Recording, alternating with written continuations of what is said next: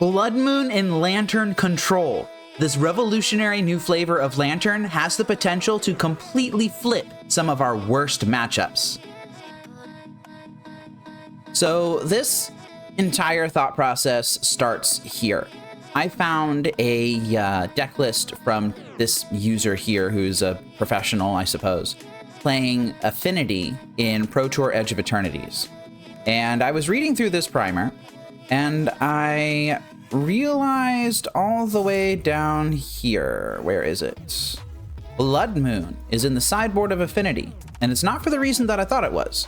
Think of this first and foremost as an answer to Wrath of the Skies. That's really interesting, I think. I hadn't really considered that you could just cast Blood Moon, and even if your opponent fetches a single basic plains, that still leaves Wrath of the Skies stranded in their hand, doesn't it? And that brings me to what I'm showing you here. This is a user in the Lantern Control Discord named Arkanoid, sending a message, geez, like almost a year and a half ago at this point.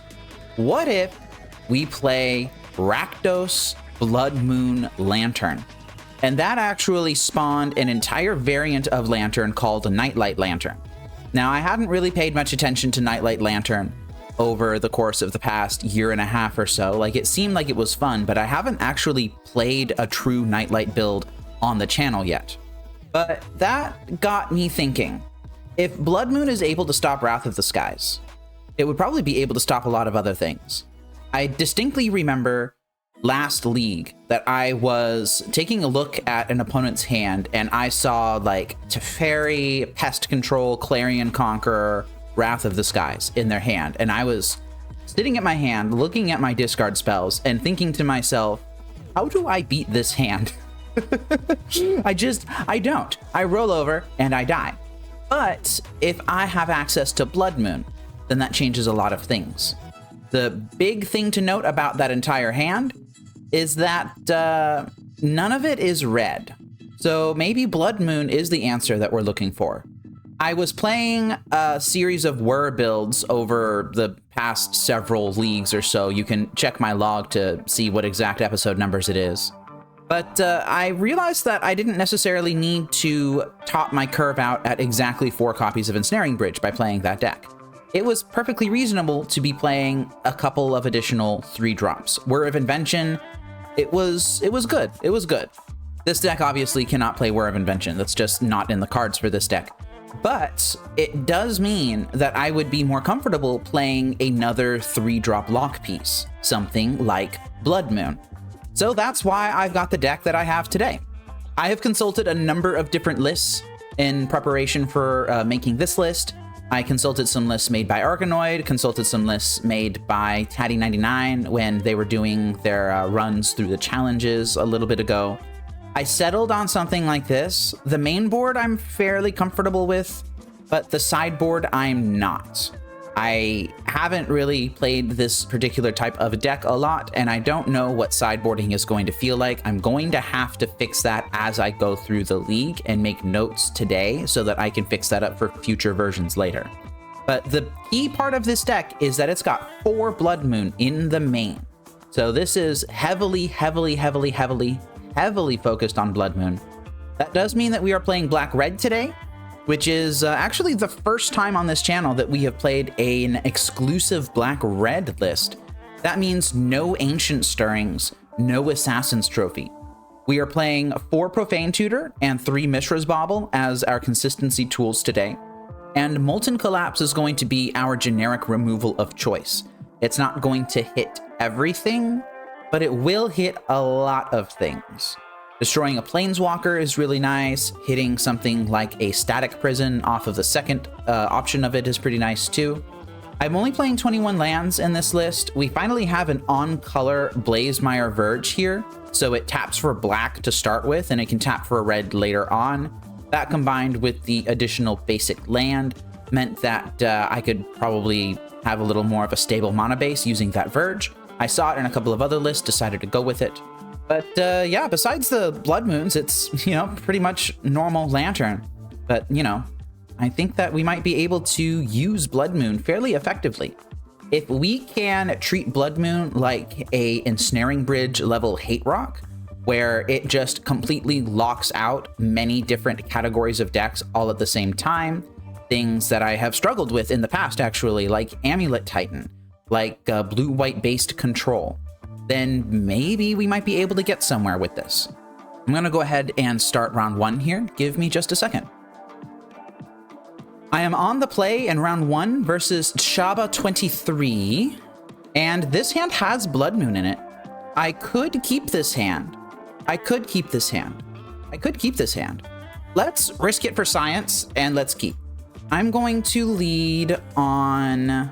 How do we want to confuse our opponent the most, huh? I'm just going to lead on Swamp Inquisition. I'm not going to try and confuse them. Prismatic Ending, Spell Snare, and a whole buttload of non-basic lands. Go ahead and take that Prismatic Ending. This is kind of exactly the sort of deck that I would look to test Blood Moon against. All right, Urza Saga's coming down. This is going to be really good, actually. So I will lead on Codex Shredder, and then I will lead on Pyxis of Pandemonium, and now I'm going to pass. My opponent choosing to not fetch here, that kind of worries me. I haven't really given away that I'm on Blood Moon yet. Like, I haven't used Bloodstained Mire to fetch a mountain, which is what I was considering doing on my first turn. Decided against it. I'm really hoping that my opponent just goes fetch into Quantum Riddler here. And they are playing red in their list. And that is exactly what they're doing here. All right, so them drawing Force of Negation is really gonna suck. I think I'm just going to pass to my turn. Bloodstained Mire, fetch my basic mountain, play Blood Moon. Does this resolve? It resolved. We are in. All right, now the texture of the game has completely changed. My opponent is locked out of playing all blue and white spells until they draw exactly, I think they might play 2 basics of each type. Yeah, Arena of Glory is definitely not what you wanted to see here. I'm gonna start working on milling here. Do I want to mill them? I could mill them, even if they hit Flage, then yeah, there's Wrath of the Skies. That's uncastable. Even if we hit Flage off of the milling, then it doesn't really matter that much. I could go Beatdown here, but I don't think I will. I think I'm going to suspend Profane Tutor. I'm going to play the Underworld Cookbook, and then I'm going to pass. I don't think it's worth getting the Construct quite yet. Flooded Strand. That is not a basic island or plains. Okay, let's go ahead and discard that, create a food here. And they're still locked out of the game. Dude, this feels amazing. Oh, this feels great. I haven't felt like this in a long time. Maybe even ever. Do you have Force of Negation? Let's find out. Blackcleave Cliffs. I think I'm going to just cast Lantern now. Basic Plains, can't have that. Nope, nope, no. And they conceded the game. Dude, that's amazing. Wow. Completely locking them out with Blood Moon. What a fantastic showing for this card in the first game. Wow, I loved that. I absolutely loved that. I am bringing in my 2 Duresses here. I'm going to keep in Molten Collapse. I'm siding out Grafdigger's Cage, and I don't know if I'm siding out Cookbook. They have Flages. I think that's probably fine, though. I will bring in Vexing Bauble, and I'm going to side out a single Pithing Needle. Vexing Bauble seems like it might be good for shutting off Force of Negation and stuff like that. I don't know if this is any good. I'm still experimenting. I know I want the additional discard. I'm going to bring that in. This hand has a Lantern Lock. It has Thoughtseize, which is very nice, and it has Urza Saga. This is a very good keep, I think. If I draw Blood Moon, then this just pops off. Winning game 1 versus a blue-white based control deck is massive. My opponent leading on turn 1 Ragavan, which makes Blood Moon quite a bit worse, actually. But I just top deck the Ensnaring Bridge naturally. Who needs to get good? Do I want to Thoughtseize them? What turn 2 play would I fear from them? I could fear a turn 2 Wrath of the Skies. I could fear a turn 2 Teferi Time Raveler. Turn 2 Teferi Time Raveler would actually suck. I'm going to Thoughtseize them now.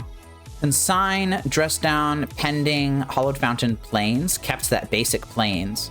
I think I'm just going to take Pending here. Keeping in the Dress Down is very nice. It is an instant speed cantrip if everything else fails. You can sweep up some constructs. They are just choosing to swing in with Ragavan before doing anything else here. Oh, they hit a Thoughtseize. Oh, that's pretty terrible, actually. I hate that. Basic Plains, and they are Thoughtseizing me. Wow, I hate that. They could rely on Consign to hit Ensnaring Bridge. Urza Saga's coming down. I drew a very small consistency piece in Mishra's Bauble, and I'm simply just going to play out my hand.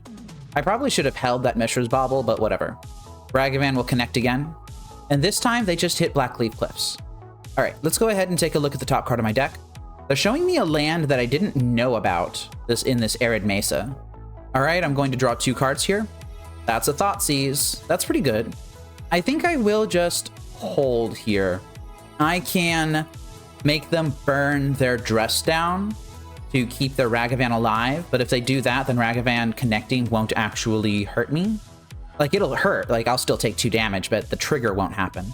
Flage, Titan of Fire's Fury in their graveyard. They have the mana necessary to escape it, but they don't have the cards in graveyard yet. Choosing to swing in, I'm going to choose to create my construct. Are they going to Dress Down right now? No, they're not Dress Downing right now. This looks like a Wrath of the Skies. It is a Wrath of the Skies. So I now know their entire hand, which is good. Yeah, okay. I think I'm just going to suspend Profane Tutor here. Hollowed Fountain is finally down, and they can escape Flage, actually. Oh, I think I might be in check here. I think I actually might be in checkmate. Because, yeah, I should have Thoughtseized them. Because they have a Consign to Memory in hand still. And now I can't Thoughtseize them to draw out that Consign to Memory. That's Blood Moon showing up just a little bit too late. I think I'm going to concede here, actually. Because I can Thoughtseize them, take the Consign to Memory, but then they just hit me for 9. Yeah, well played. Yep, that was a game that I probably could have won if I had just cast Thoughtseize. But then I would have needed to top deck the land anyway, right? So, you know. So do I want to be changing my sideboard plan then? I'm not convinced I do. I think I still want the additional discard. Yeah, I'm just going to keep it as is. All right, I would like to be on the play, please. With this hand, no, I don't think I can justify this. This hand I can justify, and I'm going to actually bottom the Pyxis here. I'm going to spend my time Thoughtseizing my opponent. I'm going to fetch basic Swamp here and Thoughtseize number 1. Force, Solitude, Thelia, Quantum Rizzler, and a few lands. Notably, no fetch lands here. I think the picks from this hand are Thelia and Force. Yeah, the picks from this hand are Thelia and Force. I'm going to lead on Force in case they draw another one. Elegant Parlor has come down. They're really taking their time on this one. They decided to keep it on top. Oh, I just draw the Inquisition, huh? Okay, so I have some choices. I can Inquisition them now, and I think I will, because I know I'm going to be taking Thelia with this. And they found Pending. I don't actually think I care about Pending. My plan is that they won't be able to cast that. So yeah, I'm just going to take Thelia. Now, the question here is, do I want to be casting Blood Moon next turn? Or do I want to be playing around whatever card they kept on top of their deck? I'm not sure. I'm not sure. Do I want to play scared or do I not want to play scared? I think I'm going to... I have the 3rd discard, though. I have the 3rd discard.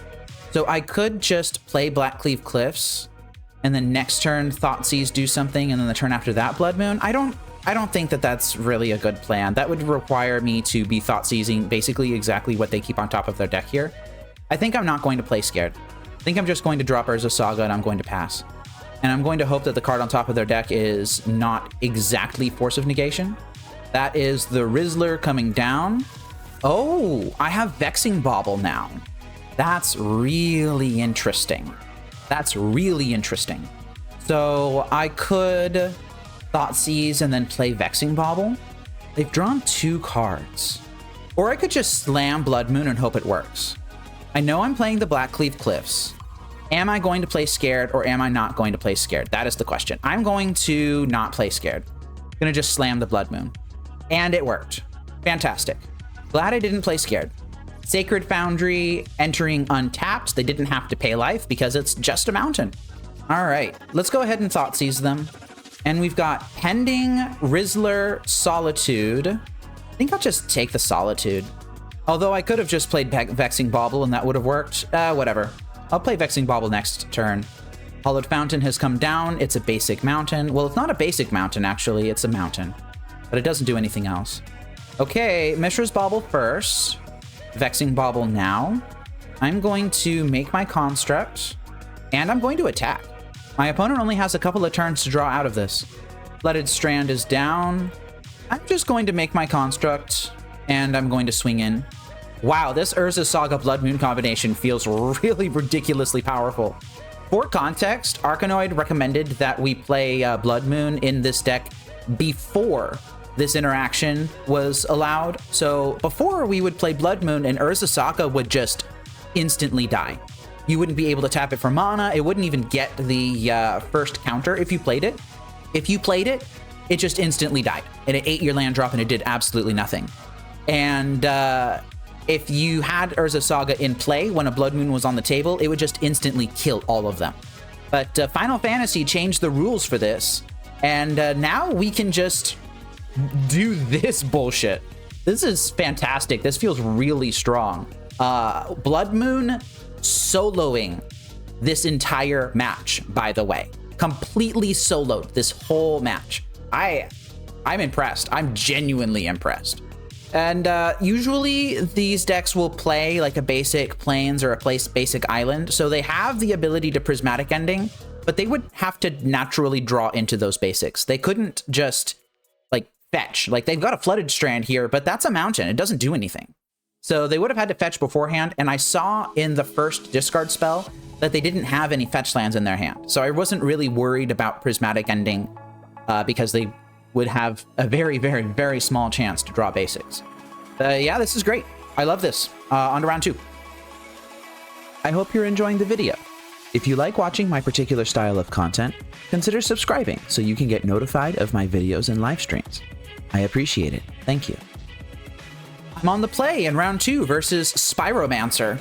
This hand has a Lantern Lock in it. It has a Profane Tutor. It has Thoughtseize. I'm going to keep this. This is a pretty damn good hand.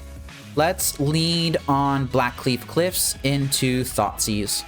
And it's another juicy, juicy, non-basic land deck here. I think I just have to take the Tamiyo, right? Like, yeah, it leaves the Kori Steelcutter in their hand, but I think Tamiyo's just too strong of a card. It'll also turn off the Mox Amber from being usable this turn, which might not necessarily be relevant, but it could be. And they play Thundering Falls tapped. They kept it on top. I actually might just play out my lock this turn. I think I'm going to play out my lock this turn. I'm going to see what they kept on top. I will take a little bit of damage from this Kori Steelcutter. Oh, yeah. Another Tamiyo? You can't have that. Goodbye. Mox Opal's fine. And now, besides the unknown card in their hand, we've basically got them just on the hook for exactly just Kori Steelcutter here. I'm going to take a little... Not a love tap. It's a shock. It's 2 damage. It's not nothing.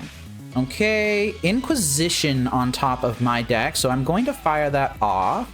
Soul Guide Lantern is their last card. I'm just going to take that. Go ahead and grab a basic Swamp here, suspend Profane Tutor. And that will grab Ensnaring Bridge in 2 turns. My opponent drawing pretty poorly, actually, and I got a little bit lucky with that top deck. That meant that I don't have to worry about another Monk token coming down. I think I'm just going to keep everything as is. Second Lantern's not going to be completely useless. They are fetching with their Flooded Strand. Gonna try and get some action going. Mishra's Bauble's not nothing. That allows them to create another Monk token here. I think I will let them have it. Glad I did. Okay, and now I'm taking 5 here. Flooded Strand is down. Going to fall to 8. They will draw a card on their upkeep. It's not going to be Metallic Rebuke, or at least not this copy of Metallic Rebuke. And now I need to worry about if Urza Saga is okay for them to have. And I think the big key here is if it's going to have a Pithing Needle or not. Oh, but I can just fetch a Molten Collapse if I need to kill a Pithing Needle. I think I'm going to let them have the Urza Saga. I just don't want them having counterspells right now. And they're fetching, actually. They don't want the Urza Saga. I don't want them having Tamiyo. And I don't want them having Repeal. I suppose Metallic Rebuke is a card that I'm just going to have to work around. Yeah, it's not Urza Saga, it's Metallic Rebuke. Now, the question here is, do I make them shuffle with Lantern? Because I could make them shuffle with Lantern, or I could just like grab like a discard spell or something. I have another Profane Tutor on Suspend. I'm gonna let that go. And now I could grab an Inquisition and then take that counter spell. I'm gonna take a little bit of damage from these. They are gonna rebuke that. Nah, that doesn't matter. I know what the last card in their hand is. Okay, Urza Saga is going to come down here. But I'm only going to be falling to 5, and I have another Profane Tutor on Suspend. Profane Tutor coming off Suspend right on time as always. Thanks, Profane Tutor. All right, Blackleaf Glyphs, play that. Ensnaring Bridge, play that. Your go. Tormod's Crypt is the pickup. I think I will mill myself and try to hit more mill rocks here. Thoughtseize isn't great. I will draw it and cast it on them, I guess. And I'm going to take the Tormod's Crypt because I can. Mox Opal is in hand. I think I may have weathered this. Maybe I should have milled myself in response, huh? Because now they can grab a Pithing Needle. Yeah, there's the Pithing Needle. They're going to name Codex Shredder now. There's the name on Codex Shredder. All right, I've got that. But now I'm also playing a Blood Moon. And that just hits. Mishra's Bauble. And now it's just who draws out of this first. I can't do anything. I'm just going to F6. They can cycle their Mishra's Bauble fairly cleanly, and I can't do the same with mine. Flooded Strand and Porthole, huh? I'm going to let them draw the Porthole. Yeah. And we are running behind now, actually. Just going to have them shuffle. I don't think I popped this Mishra's Bauble. Porthole's down. Sacred Foundry's down. Okay. Yeah, I don't think I popped the Bauble. I think I just need to naturally draw. Another Codex Shredder. No, that's not what I needed. Let's see who draws out of this garbage time first, huh? Emery is really good here. I don't like that. They hit another Porthole. They can Mishra's Bauble or even Soul Guide Lantern. And I found a Pyxis. Just a little bit too late, unfortunately. I don't know what they're pausing for. Either they drew the Repeal and they just win, or they didn't draw the Repeal and they use Emery to do a Mishra's Bauble or a Soul Guide Lantern loop. Yeah, there we go. Or they just have Tamiyo, which is terrible. All right. Go ahead and take a look at the top card of our deck. Profane Tutor, yeah, I want that. Unfortunately, Blood Moon is going to suck for me a little bit here. Kinda wish I didn't have it. Prismatic Vista is my land, and Profane Tutor is my Suspend. They're swinging in with Tamiyo, they're gonna start making clues, and I think they're gonna start breaking out of this. They can cast Soul Guide Lantern and then pop it immediately, but they're not choosing to do that. They're just gonna cast Portable Hole here. Probably taking out my Pyxis. Yep, that's exactly what's happening. All right, that's fine. Mox Opal's finally coming down. Why is Mox Opal coming down? That kind of terrifies me. Tells me they have another play here. They don't. They're just keeping it up. Unless they drew the Repeal in that all of those shenanigans, and they're just holding it open just to cast on my end step here. Nope, that's not true. They just wanted it out of their hand, I guess. Just playing a bunch of stuff at this point. I don't really care about that. In fact, there's nothing I can even do. Why am I not F6'd? All right, Profane Tutor coming off Suspend. Are they going to counter this? If they don't counter this, then I'm pretty sure I'm going to grab Molten Collapse. And I'm going to hit the... Oh, well, I can't do that, actually. Huh. Because if I hit the Pithing Needle with Molten Collapse and they just recast it with Emery next turn, what do I want to get then? I could grab second Ensnaring Bridge. I could grab Lantern and give myself just a little bit of insurance. I think second Ensnaring Bridge is not really going to be helpful because if they draw Repeal, then having the card in hand at all will just allow them to swing under the second bridge. I could grab Grafdigger's Cage and try to slow down their Emery loop, but then Tamiyo is still running amok. I think I just need to grab Lantern. And I need to hope to hit something. I'm not feeling particularly favored right now. Double Lantern, huh? All right. You know what? You got it. This Pithing Needle doing a lot of work. Jeskai Ascendancy. That allows them to draw their entire deck. I don't think I can afford for them to have that. Do they have any clues? They do have a clue. So I don't think it really matters. I think I just lose. Like, I can sacrifice both of these lanterns to shuffle away the Jeskai Ascendancy, and then what? I'm just going to hold on to my lanterns and hope that they don't see a line or something. I don't know. But there's no way they don't see a line. Like, this is what their deck does. So I'm just going to F6 and I'm going to let it happen.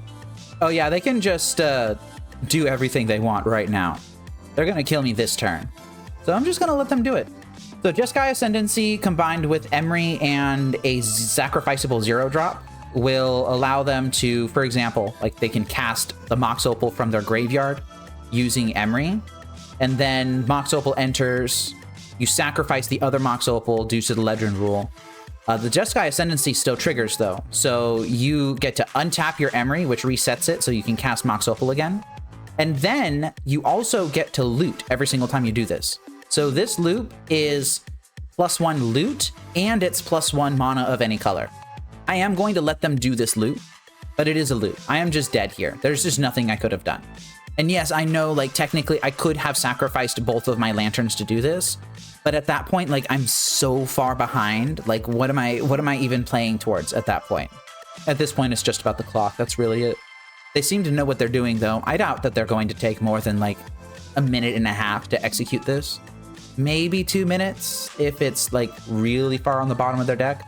And the out they are digging to is Repeal. I know that the Repeal is in their deck somewhere because they, you know, I shuffled it away with Lantern earlier. And I don't think I had the opportunity to activate Pyxis and hope to blind hit it. You know, see, at this point, they've got 14 cards in their deck. They've got 6 mana floating. Oh, and also every single time they do this, their creatures get bigger. So these Monk tokens are 20/20s each. These constructs are 20/20s each. Emery is a 10/11. This Monk is an 18/18. I am going to get hit for a lot of damage. It's going to be a lot.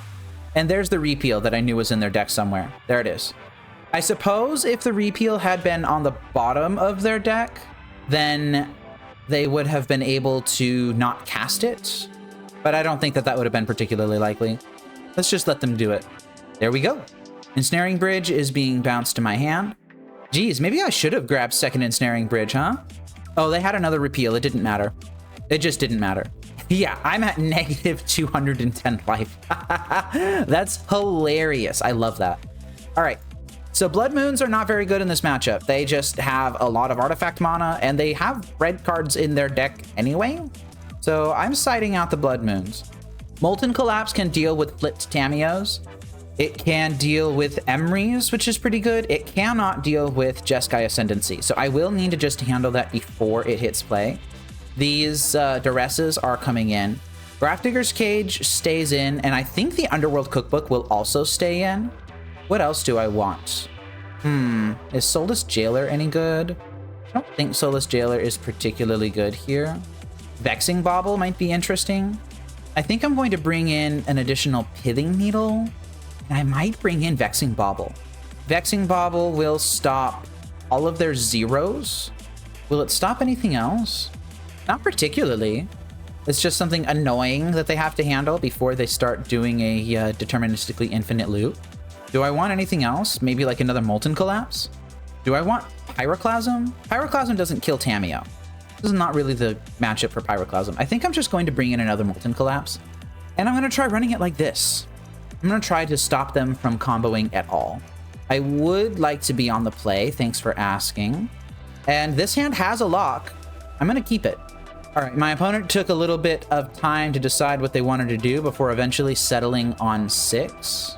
I'm going to, yeah, there we go. I wanted to crack that fetch, thank you. And that is a Metallic Rebuke on top of their deck. That's not fun for me. Theoretically castable on turn 1 here. Looks like they're not going to drop a bunch of zeros though. I think I will just play out Mill Rocks. I'm going to lead on Pyxis, and they are fetching. Are they going to consign my Pyxis? Heck yeah, we take those. All right. They're going to draw Sacred Foundry here and play it as their land for turn immediately. They are shocking it in, following it up with a Quarry Steelcutter and a Mox Opal. Mox Opal notably is not turned on yet. I think I will just keep everything as is. I'm going to... Oh, I really want that Duress, though. So I think I'm going to suspend Profane Tutor, and I'm going to play my Bloodstained Mire, and I'm just going to pass. Hollowed Fountain is their draw for turn. They've got 2 unknowns in hand. Flooded Strand is their play, so now they only have 1 unknown in hand. And they're just going to pass. Mox Opal is their top deck right now. Gonna leave that. Just draw this Duress. And there's an Ensnaring Bridge on top of my deck. I don't think I necessarily like want to keep that there. I think in a situation like this, it is correct to just fire off the Rebuke, just to keep the information hidden. I'm still slamming Ensnaring Bridge. I'm just gonna have to hope that the last card in their hand is like a land or something. It's a Wear Tear. Okay, it's a Wear Tear. Yeah, they definitely should have rebuked this. I mean, I'm taking the Wear Tear. And I'm going to play Pyxis, and I think my plan now is to keep them off threats. Mox Amber on top of their deck, they probably don't want that. Urza Saga, huh? That is definitely a threat. Don't want you having that. Mox Opal's fine. Yeah, I'm just going to keep them off threats now. Okay, so Hallowed Fountain is on top of their deck. I think there's a decent chance that I simply just grab an Urza Saga here, if they don't rebuke this. They let it go. I think I actually will grab... Well, if I grab Ensnaring Bridge, it's not very good. I could grab a Millrock, but Saga's just going to be a Millrock in 2 turns anyway. I think I'm going to grab Saga, actually. And that's Pithing Needle. That's pretty good. I'll take a Pithing Needle. Urza Saga is down. And I'm just going to hold. I don't have to do anything here. Hollowed Fountain. I don't know. I'm feeling favored right now. I'm feeling pretty damn favored. Just gonna take that Hollowed Fountain, whatever that was, the Portable Hole. I'm gonna mill Quarry Steelcutter, actually. Emery, Lurker of the Lock is something that I can Pithing Needle, so I'm not worried about that. And a Thoughtseize on top of my deck. Do I just drop Pithing Needle now? Yeah, I'll drop Pithing Needle now. And I think that they probably should have rebuked this. All right, Emery's in their hand. They're casting it because they've got nothing else to do. That's another Emery on top of their deck. That's pretty good for me. And that is Mox Opal. So they are going to get another little duder here, but they can't attack. Otherwise, they're just going to lose their stuff. They're choosing to attack anyway. I'm just going to block it. I don't care. I'll block it. Basic Swamp. Make a dude. And I will eat one of these. Actually, I'll eat the one that has the Quarry Steelcutter attached to it. And I don't want this Ensnaring Bridge. Come on, man. I don't want this Ensnaring Bridge. Thoughtseize is fine, I suppose. I'm not really going to be using it. So I'm just going to make another dude. I will grab Pyxis here. That's not Pyxis, that's Pithing Needle. That was a misclick. That's unfortunate. I guess I'll just name Quarry Steelcutter then. Will I name Quarry Steelcutter? I'm gonna name Mishra's Bauble. All right. And now I can swing in for 7. Yeah, that was a really unfortunate misclick. Like, it probably doesn't matter all in all, but still. And something they could do here is they could Metallic Rebuke their own Emery. So I'm just going to take the Metallic Rebuke out of their hand and lock that off as a line. Okay, and I get the game because of that. Didn't need Ensnaring Bridge. I'm glad that I figured that out. Just, I don't know, playing around their stuff. That's all I really needed to do. I'm going to be on the draw this time. It's going to be quite a bit worse for me. What does this hand do? This hand has 3 lands. It's got 2 lanterns, which is not great. It's kind of already a mold of 6. It doesn't have a bridge. It doesn't have a saga. I think I'm going to mulligan this. Just being really disciplined here. This hand's kind of just a worse version of the other one. I don't know if I want to go to 5, though. I could still bobble myself, look for a land, play Bloodstained Mire, and then just not fetch and not have a first turn. That sucks, but I really don't want to go to 5. Lantern just does not do well when you go to 5. 6 is fine for the most part. Oh, now I need to decide what I'm going to bottom. I could bottom the Pithing Needle. I could bottom the Molten Collapse. I think I'm going to bottom the Molten Collapse. And my opponent with no turn 1 play of their own either. Oh, I just drew the land. Okay. Well, I will fetch Shock here. And I'm going to fire off my Inquisition of Kozilek, I think. Blood Crypt. Yes. They do not consign this. Oh, that's interesting. That's really interesting. If they hit a land, then they've got Quarry Steelcutter. And there's just nothing I can do about that except for taking the Mox Amber. I don't think that's the correct play. I could take 1 Quarry Steelcutter here, but then if they hit the land, they've got Emery and Emery turns on Opal. So I'm kind of inclined to go take Emery this turn, take Flame of Anor next turn. And that leaves them with just Quarry Steelcutter into Amber. I think I'm going to do that. It's not a fantastic play on my part, but it is a play that I have available to me. I'm going to drop my Mishra's Bauble now before any shenanigans happen. And I'm not going to fire it off right now. They're grabbing Thundering Falls. Basically anything that's a land they have to keep on top. And anything that's not a land they have to bin. They kept it on top. It's probably a land, right? Oh, it was Tamiyo. Oh, okay. Well, now I think I might actually pop this Bauble on them.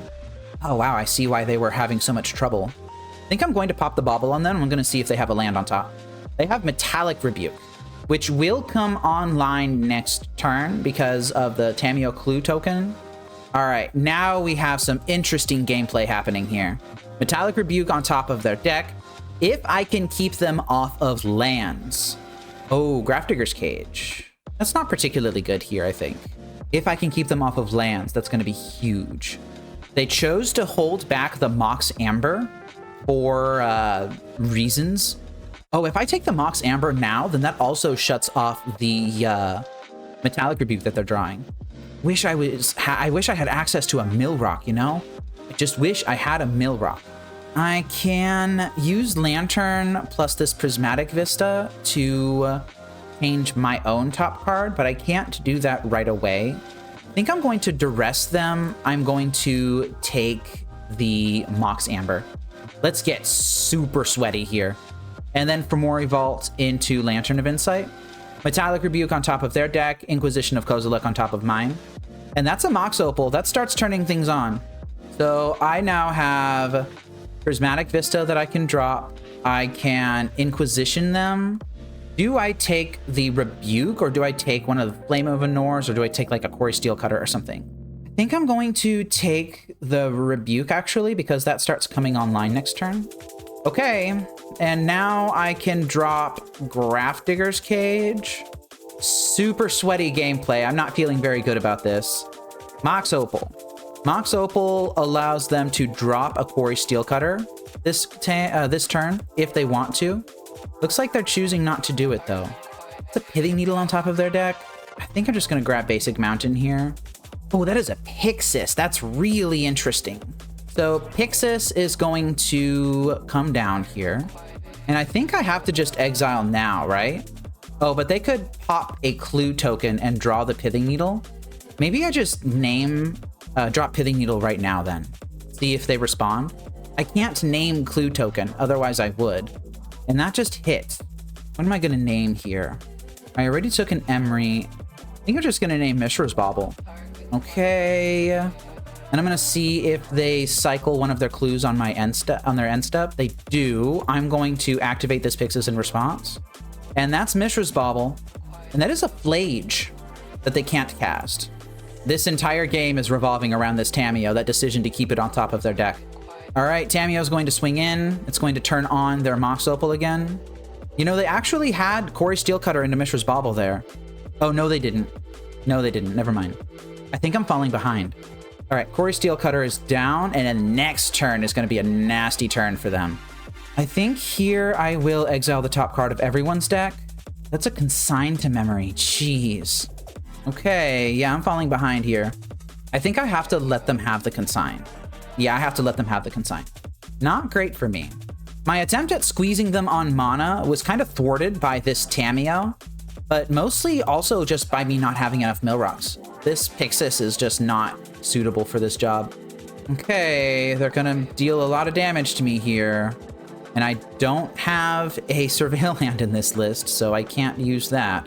I know for a fact that I don't want that Urza Saga. It's just too slow here. Ugh, jeez. Let's go ahead and activate Fomori Vault, discarding this Lantern. That is an Ensnaring Bridge, but I just feel like it's a bit too slow now. And that land would allow Flame of Anor to kick up. Yeah, second Tamiyo, you got it. They're doing something here. They're drawing the Mox Opal. I have to let them have it. They are playing it immediately. And then they're going to play Tamiyo here, I think. That's going to be a second spell for their Quarry Steelcutters. Is that just lethal? 3, 6, 8, 10. I would be at 1, and then I need to keep them off of their 3rd land for the rest of the game. Although I guess these would lose the +1/+1, so... Oh, okay, sure. Oh, they're just holding open consigns. I understand. Okay.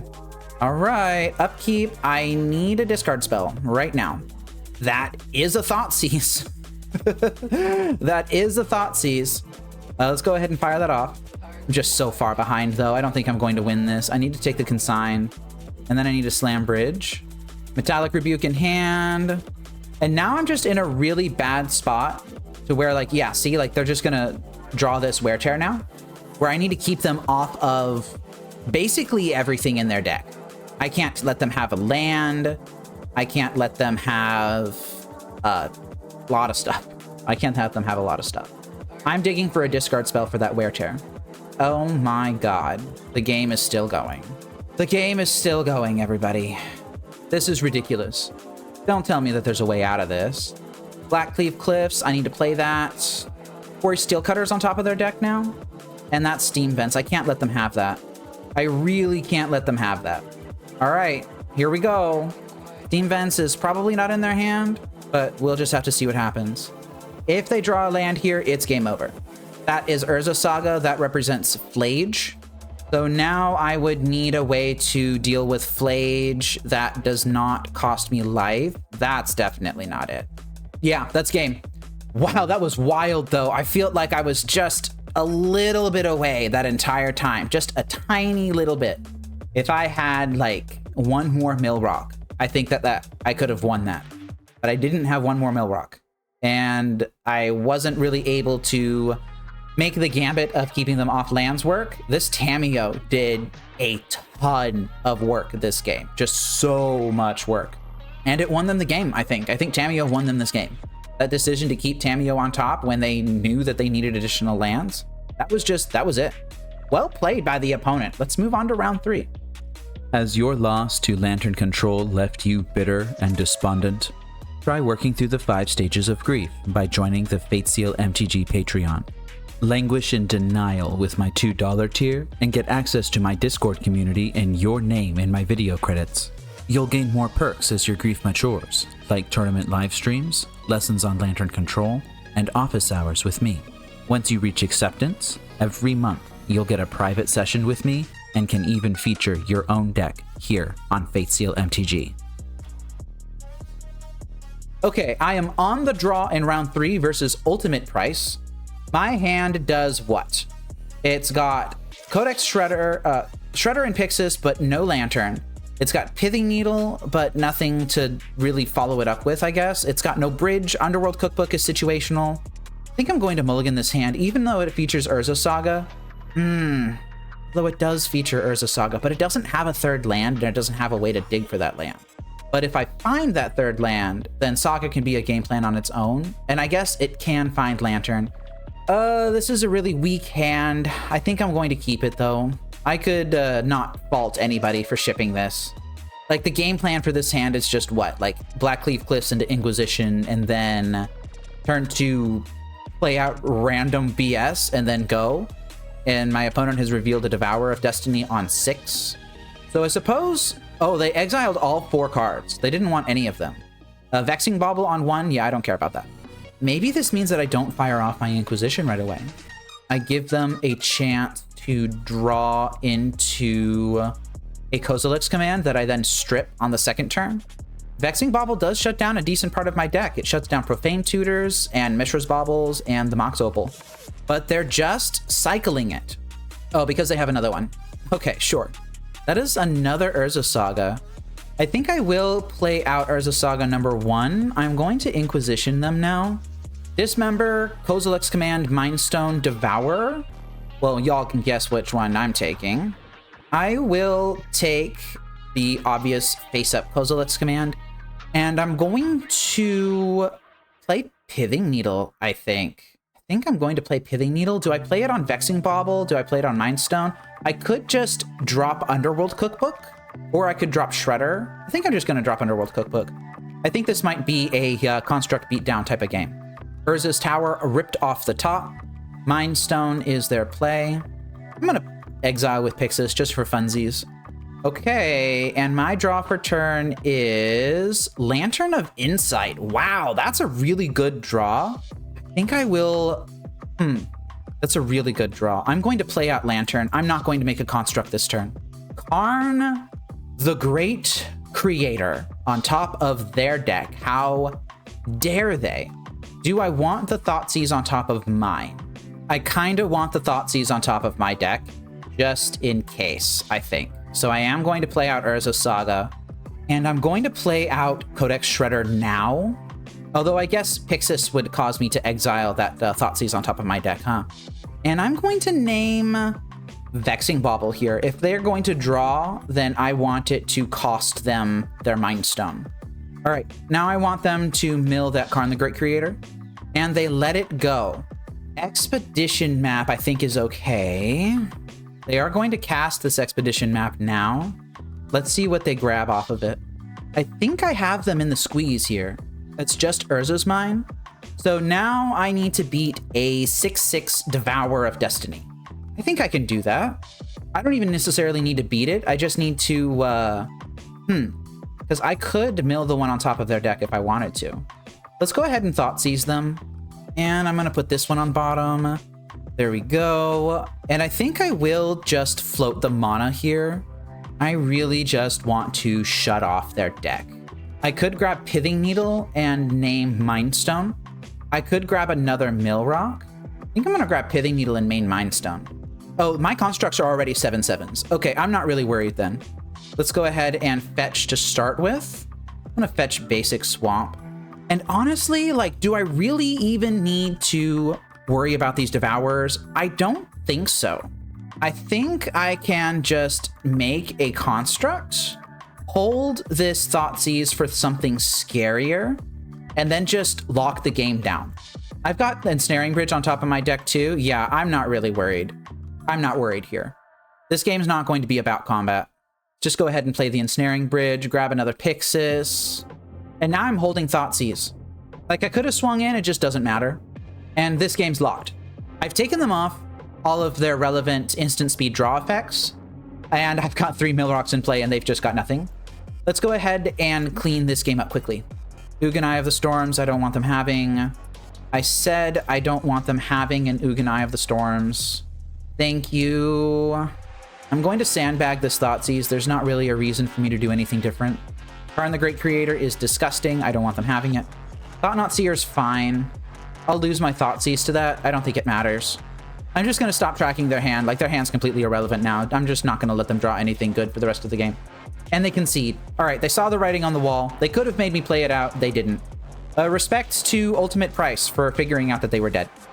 Yeah, they were very dead. Okay, let's go ahead and begin sideboarding here.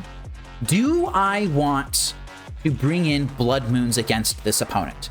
This opponent that has multiple cards in their deck, things like Thought-Knot Seers and especially Kozilek's Command, that can require colorless mana specifically in order to go off, but that also has Mind Stone in their deck that can produce specifically colorless mana. I'm not sure. This is something that I'm really not sure about. If I did not have Blood Moons, what would I be bringing in? I would be bringing in Pithing Needle. I'd be bringing in Duress. I'd be bringing in Molten Collapse. What do I not want right now? I don't want this Grafdigger's Cage. I don't want the Underworld Cookbook, and that's basically just about it. So that means I could do a sideboard like, oh, I don't know, take out Cage, Cookbook, 3 Blood Moons, bring in Pithing Needle, Duress, Collapses. I think that's okay. I think that's okay. It still leaves 1 Blood Moon in the deck that if I want to search for it off of a Profane Tutor. I just don't think that's going to be what the game is about. They have a lot of stuff that they can just cast through a Blood Moon too. Karn the Great Creator. Mind Stone can produce colorless through a Blood Moon, and they can even cast it through a Blood Moon. They've got Ugin Eye of the Storms, which is a problem card. I don't know. I'm not convinced. I'm not convinced. I guess Inquisition of Kozilek's aren't great, but at least they will hit their setup spells and their Kozilek's commands. This hand does what? dies to a turn 1 Vexing Bauble. They kept 7. I think I'm going to keep this. It's not a great hand. Devourer of Destiny, they have one. Okay, that's not terrible. They did keep a card off of the Devourer. They exiled Relic, another Devourer, and an Urza's Mine. And that's a turn 1 Vexing Bauble. That's not great for me. Hopefully they just cycle that. Prismatic Vista. I think I will use that to fetch my basic swamp here. And I'm going to Inquisition them. Flute, Mind Stone, Devourer, Mine Tower. Yeah, I guess I'll take a Flute. And I'll pass. They draw up to 5 cards here. They play an Urza's Mine. They play Mind Stone. And now I get to see what they kept on top. Because it's in their hand now. Bloodstained Mire again, huh? Let's just go ahead and arrest them. That's a Kozilek's command. Definitely taking that. Yeah, that needed to go. Bloodstained Mire. I'm going to... Oh, I guess I should have played Blackleaf Cliffs there, huh? Let's go ahead and grab another Swamp. And I think I'm going to play Pithing Needle. I'm going to main Mind Stone here. I want to encourage them to crack that Vexing Bauble. Hopefully they just won't have enough action. No, you can crack Vexing Bauble if you want to. They chose not to, though. Urza's Tower is down. And no plays from them. I've got nothing going on. I've just got straight up nothing going on. I'm going to suspend this Profane Tutor. Maybe they just won't see that I did it or something. I don't know. Very good chance that they just draw out of this. Yeah. Looks like they're casting a Kozilek's command here. That's a pretty damn good way to draw out of this. I don't think I'm going to win this game. They kept one on top even. That is a Glaring Fleshraker. That's pretty terrifying. My opponent just refusing to crack this Vexing Bauble. I think that's the correct play for them, but just, geez. Oh, they're doing something here. That is a Disruptor Flute. Okay. Yeah, you get to name something, mate. Ensnaring Bridge, huh? I just continue to draw absolute nothing. Okay. Yeah, it's your turn. Gonna crack that Vexing Bauble? No. Profane Tutor's just gonna run right into it. Chalice of the Void on 1. Yeah, I think I've lost this. Next turn, they can cast that Devourer of Destiny in hand and just start going to town. The good news is that if I draw an Ensnaring Bridge, I am actually able to cast it through this Disruptor Flute. The bad news is I don't think it matters. Am I going to concede? I'm not going to concede yet. Just go ahead and pass the turn. I think I will fetch now just to, you know, get cards out of my deck so that I can F6. There's still more to be gleaned as far as information from their deck, though. Surely they're just not going to hold this Glaring Fleshraker and do nothing. It looks like they are actually doing that. They're just attacking with Glaring Fleshraker and then doing nothing. Okay, well, I'm going to do the same thing, except not attacking with Glaring Fleshraker because I don't control one. Oh, here we go. Here's something terrible. Here's something terrible. It's the Fireball. It's here. I'm going to fall to 4 now. And then just casting Devourer of Destiny on their turn is enough to make it so that I die. Oh, why is that so big? I want that off screen, please. All right. Okay, I don't know why that's there. It's probably going to be there for the rest of the game, though. Sorry. They have a Chalice of the Void on 1 in play. They have a Disruptor Flute on Ensnaring Bridge here. And that's a Karn, the Great Creator. That's just gonna, that seals the game for me. I'm gonna see what they grab off of it. So this game, I kept a hand with a weak plan, and the plan was indeed weak. I could have probably mulliganed and done better. Sky Sovereign Console Flagship, huh? It deals 3 damage to target creature or planeswalker an opponent controls whenever it attacks or enters. I don't know why you chose that, but I guess you could have won with literally anything here, right? I don't think it matters. I don't know why they're not casting the Devourer of Destiny in their hand. They could have casted that like a long time ago and just won the game. Okay, there we go. The Devourer of Destiny is finally coming down. And they're gonna attack me to dead. Weak hand, weak plan, drew a bunch of lands, didn't do anything. It doesn't, it's not that lots of people could believe that I would have lost that game, just based off of what happened. Okay, now what? I think all of my discard still needs to stay in. Inquisitions can hit Kozilek's command, which is basically one of the biggest problems that I have with this deck, outside of like exactly Karn, I guess. Just gonna run it back. I'm still kind of off Blood Moon. Oh yeah, they have Ugins that can exile colored permanents. Yeah, I'm just gonna do this. And I open with the Blood Moon. You know, this sand has a plan. It's not a particularly great plan, but it is a plan. Let's go ahead and Thoughtseize them. And I'm just going to see an absolutely disgusting hand, aren't I? Oh, no, I'm not. I'm going to see a hand with 2 Kozilek's commands that get shut off by Blood Moon. That's pretty good for me, actually. They can make one spawn. I'm going to take Karn. Okay. I might be able to do something with this. I just might be able to do something with this. Relic is down. Eldrazi Temple is down. Molten Collapse, huh? That can kill their little dork that they leave behind. And they are just choosing to play Urza's Tower and hold up Kozilek's command here. I mean, I'm just going to fetch basic Swamp. Oh, I could Thoughtseize them. I'm not going to. I'm just going to ram my Blood Moon down. Here they go. Kozilek's command is going to happen. They're making a dude. They're scrying to draw. Hopefully they scry to bottom. Let's see what happens. If they scry to top, I can't interact with it anyway. They did scry to bottom. That makes me feel good. And now I have Molten Collapse for this Eldrazi spawn token. I don't know how relevant that's going to be. They could cast, what, exactly like Thought-Knot Seer? I think I need to start milling them, actually. Okay, Urza's Tower is gone. As things stand right now, they cannot cast second Kozilek's command. Urza's Tower is down. But they can cast Thought-Knot Seer. That's unfortunate. Well, my hand's not terrible against a Thought-Knot Seer, actually. There's a chance that if they take, like, my Ensnaring Bridge, then I just use Molten Collapse to kill it. Okay, they took my Ensnaring Bridge. I think I'm just going to Thoughtseize them this turn. Ooh, Duress is good, too.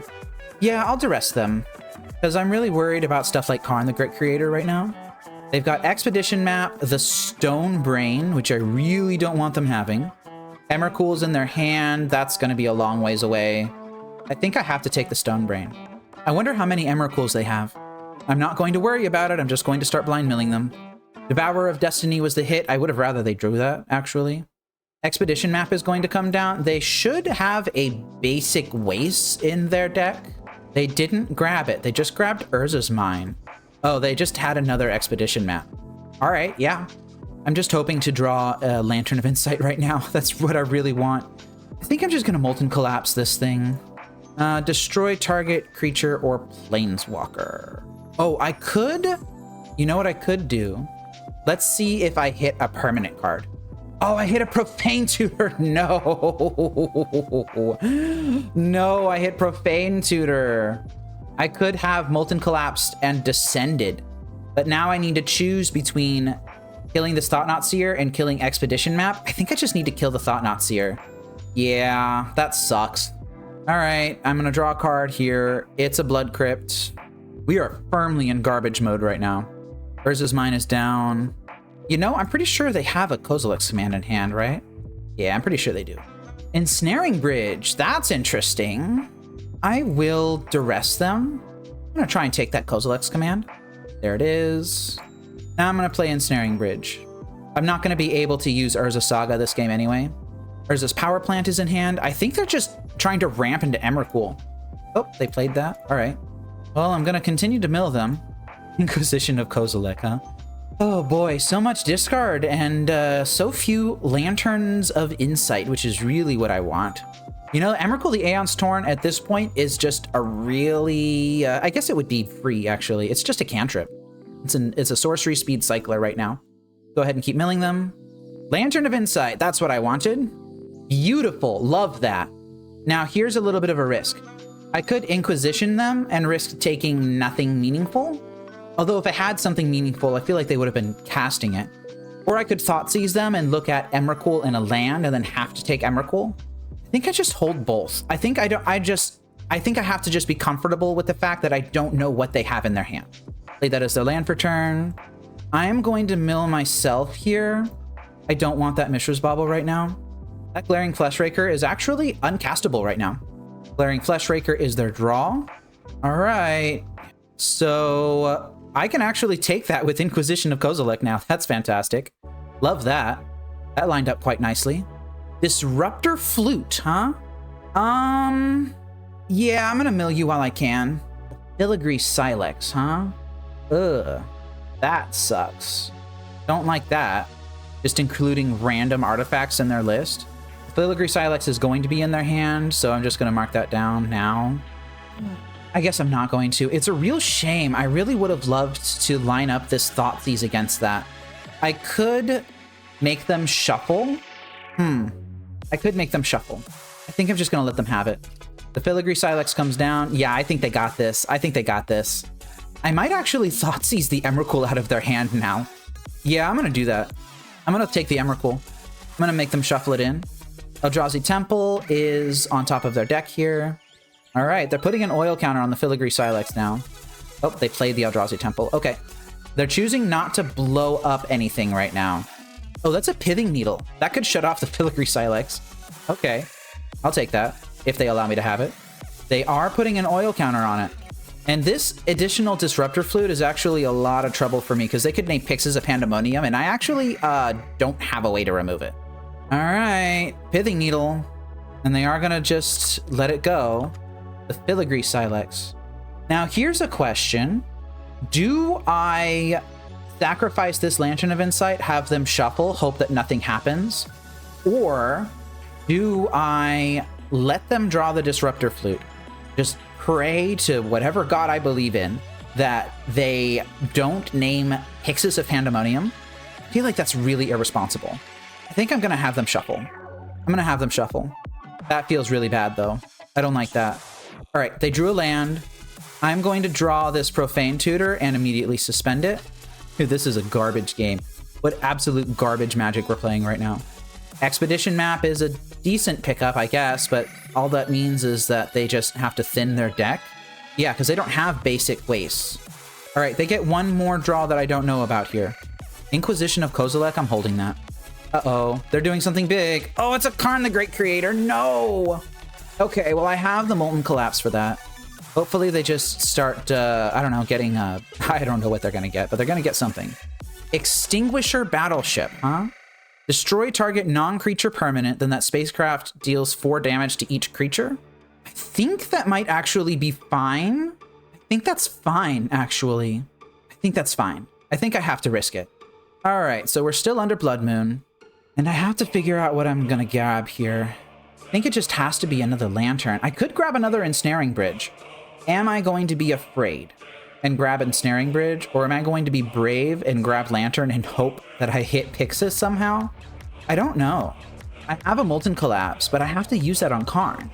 I'm going to be stupid and brave. I'm going to grab Lantern. And immediately not paid off.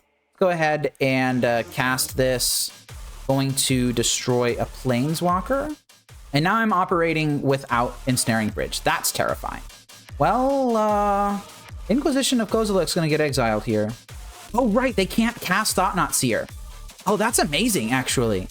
That's really good. I forgot about that. I think I'm going to Pithing Needle Vexing Bauble. Try to slow down their roll. Yeah, I think I'm going to do that. I kind of forgot that they can't cast creatures basically now. Ooh, that's a good hit. That's a really good hit. Chalice of the Void. Oh, it's coming down right on time. Now I'm going to need another Molten Collapse before I can cast this Pyxis. Vexing Bauble's coming down now. They have to put it on 1. They are putting it on 1. Now I need another Molten Collapse. Don't have it. Thought-Knot Seer, another one.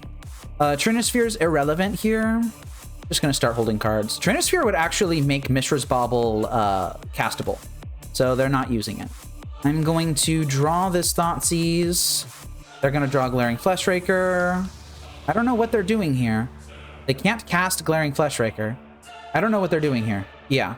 Okay, Blackcleave Cliffs is coming down, and that's another Ensnaring Bridge, which is mildly helpful, I suppose. Relic of Progenitus is not castable. I'm going to hold the Ensnaring Bridge. All right. Here we go. Here we go. Here we go. Here we go. Just drawing to that out that I have left. Molten Collapse. That's what I'm looking for. And that Mind Stone is going to start causing trouble. That means that I need to start getting cards out of their hand. So I'm going to play Urza Saga. I'm going to Inquisition them. Oh, I can't Inquisition them, right. Because of Chalice. Dang it. Okay, that means that I'm probably dead. Just going to get cards out of my hand now. Mind Stone is down. That Mind Stone breaks them out of Blood Moon. My opponent playing extremely patiently here. Glaring Fleshraker is coming down. They're just going to start casting all their stuff. Trinisphere is down. Maybe I shouldn't have cast the Mishra's Bauble. Thought Not Seer's coming down now. Oof. Yep. We're in trouble. I can't even keep this Pyxis of Pandemonium in my hand. This is some extremely patient play from my opponent. They did a really good job. Blood Moon did really change the texture of this game quite a bit. It kind of made the whole game revolve around it. I'm just, I don't know. I don't know. I'm just not drawing any outs right now, though. And there's the other Disruptor Flute. Oh, jeez. I'm just going to F6 here. I think I've lost this game. It's really unfortunate, but I do think I've lost this game. My own Fomori Vault is shut off by my Blood Moon. That sucks. Okay, so they have a Disrupting Flute. They don't have a Disrupting Flute anymore because they're casting it. +2 Mace. Fantastic. That is not Pithing Needle. They correctly identify that just getting the point of damage out of Relic is where it's at right now. This Devourer of Destiny is going to put me to 1. Here we go. We're at 1. Oh, they just are exiling my Blood Moon. That's interesting. I guess they kind of had to, though, right? Like, they didn't have another choice. Although this turns on a lot of my stuff now. Oh, no. This turns on a lot of my stuff. I'm going to have to play this for Fomori Vault. Ugin's Labyrinth is the pickup. And I kind of just have to make constructs. Right, it doesn't tap for mana because it's didn't get that ability. Okay, so we have been granted an opening by our opponent here. 1 opening. I'm going to draw this Pyxis. I have what? 3, 4, 5, 6, 7, 8, 9, 10, 11. Wait, let me recount. 3, 5, 6, 7, 8, 9, 12, 13. I have 13 mana right now. I can spend 6 of that to create more constructs, which brings me to 7.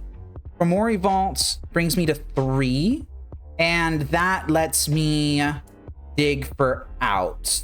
Specifically another, what's it called? Specifically a Molten Collapse. I'm gonna go for it. Oh, this is not a mana. This is not mana. I can't activate that. So 1, 2, 3, 4, 5, 6, 7, 8, 9. So I would use these 2 lands for Urza Saga. I would use this and this to activate Fomori Vault. And then I would... Wait, let me retry this. Urza Saga, Fomori Vault. And then I have 2 left over. So I can do this. This lets me dig a little bit deeper. I have 1 Molten Collapse in my deck that I can look for. I am going to grab Pyxis, and I'm going to grab Pyxis again. Okay, so I don't want them having Kozilek's Command in basically any situation, so I'm going to exile that now. Expedition Map is fine if I can hit my out. So let's go ahead and try doing that. 1, 2, 3. Discard. I'm looking at roughly 2/3 of my deck, and I found it. Okay, I found it. I'm going to destroy target creature or planeswalker, and I'm going to kill something. I'm going to destroy their Glaring Fleshraker and their Chalice on 1. It costs 1 blue-red. Dang it! Right, because of Trinisphere. Oh, that sucks. Okay, now I need to hope that they got a land on their deck, on top of their deck. That's a Walking Ballista. That is not a land. Right, I miscounted because of the Trinisphere. I neglected that. Oh boy. Okay, now I need to make them shuffle with this lantern, and I need to pray, I guess. Uh-oh, that's not good. Oh, dang it. If I just hadn't miscounted, I would have been able to win this game. After all that time, too. Jeez. Well, that feels really bad. It was the Trinisphere that got me. After all of that counting, just didn't anticipate this Molten Collapse costing 3. It was face up on the battlefield. I should have been able to see it. I just didn't. Oh boy. All right, that's fine, I suppose. On to round 4. Loss from that last round still stings. I could have found an out to that and done it properly, just missed it by 1 mana. On the play here in round 4 versus Tundra 63. This is a good hand. I'm going to keep this hand. It's got a clear game plan. You know, you play Lantern on 1, you play your Mill Rocks on 2, or maybe even Suspend Profane Tutor, depending on how desperate you're feeling. You've got Urza Saga, which is a good card. I'm going to slip this Lantern in underneath a potential main board consigned to memory, which I have seen kicking around. Although it's not going to be slipped in underneath of a Force Negation. Kappa Cannoneer, you don't say. All right, so that is definitely a turn 2 suspend Profane Tutor sort of deal. Soporific Springs as their land, love to see it. And looks like they kept a Pinnacle Emissary hand, if I had to guess. Looks like they have. There it is.